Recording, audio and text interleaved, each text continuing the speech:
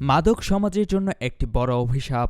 তাই তরুণ সমাজকে মাদক থেকে দূরে থাকতে হবে এবং এলাকাবাসীকে ঐক্যবদ্ধভাবে এলাকা মাদকমুক্ত রাখার জন্য সচেষ্ট হতে হবে বলে মন্তব্য করেছেন জাতীয়তাবাদী ছাত্রদল কেন্দ্রীয় সংসদের সাবেক দপ্তর সম্পাদক শফিকুর রহমান শফিক। ২১ ডিসেম্বর সন্ধ্যায় কুমিল্লার মনোহরগঞ্জ উপজেলার মহিষাতুয়া ইউনিয়নের ইসলামপুর মাঠে ইসলামপুর স্পোর্টিং ক্লাব আয়োজিত প্রিমিয়ার লিগের উদ্বোধনকালে প্রধান অতিথির বক্তব্যে তিনি এসব কথা বলেন।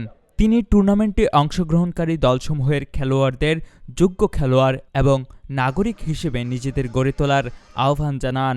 একই সঙ্গে তিনি উপস্থিত ছাত্র ও যুব সমাজকে খেলাধুলার পাশাপাশি লেখাপড়ায় মনোনিবেশ করার জন্য আহ্বান জানান। এই খেলাধুলার পাশাপাশি আপনারা লেখাপড়া, যারা ছাত্র তারা লেখাপড়ায় মনোনিবেশ করবেন, তারা নিজেদেরকে যোগ্য নাগরিক হিসেবে তৈরি করবেন।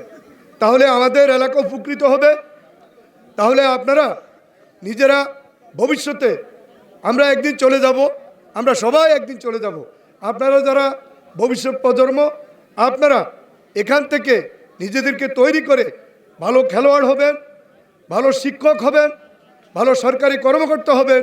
সেইভাবে নিজেদেরকে তৈরি করার জন্য আমি আপনাদের কাছে আবেদন জানাচ্ছি। উদ্বোধনী অনুষ্ঠানে বিশেষ অতিথি হিসেবে উপস্থিত ছিলেন জামায়াত নেতা হাফেজ শাহ আলম, বিএনপি নেতা জাহাঙ্গীর আলম, সিদ্দিকুর রহমান, আনোয়ার হোসেন সহ স্থানীয় রাজনৈতিক ও সামাজিক নেতৃবৃন্দ। এছাড়াও খেলোয়াড়, ক্রীড়াপ্রেমী ও এলাকার বিপুল সংখ্যক দর্শক অনুষ্ঠানে উপস্থিত ছিলেন। কুমিল্লার কাগজ, নিউজ ডেস্ক।